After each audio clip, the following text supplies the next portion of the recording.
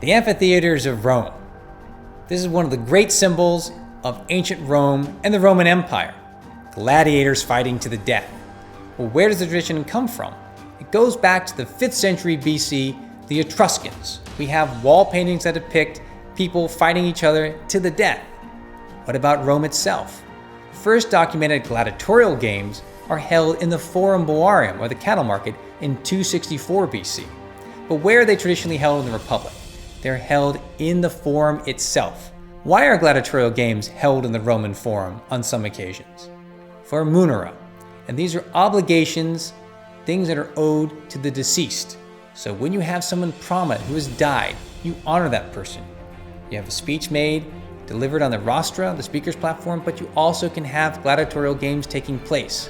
And this, over time, gets more and more lavish and gets more and more professional. Where do people watch the games? They sit in bleacher seats, wooden bleacher seats that are erected for a short amount of time for the games and then are subsequently dismantled.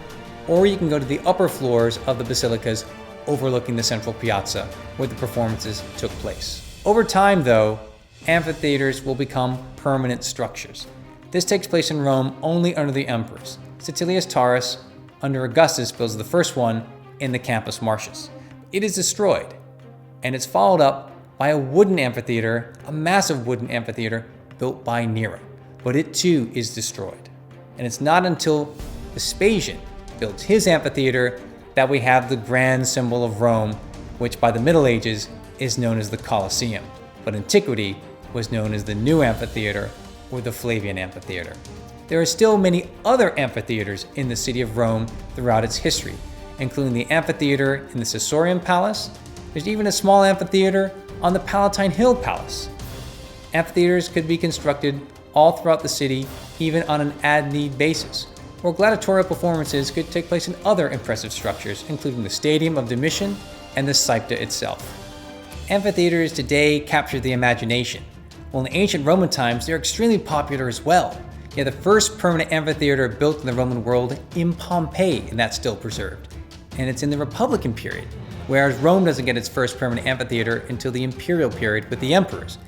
And the amphitheaters are built in varying dimensions all throughout the empire. There are over 250 that are documented. Some cities, like Puteoli in southern Italy in Campania, or Elgem in Tunisia, had 2 amphitheaters. What about that shape? What unifies them all is its unique elliptical shape. Why is this? When you have the games taking place in Rome in the Republican period, and they're building the seating for the bleachers around the large rectangular piazza temporarily, what is the shape of the bleachers? It's basically elliptical. So they take that shape and that tradition, and when they make them out of stone, they preserve the same shape. That's why when you look at an amphitheater, it's not a circular structure, it's elliptical.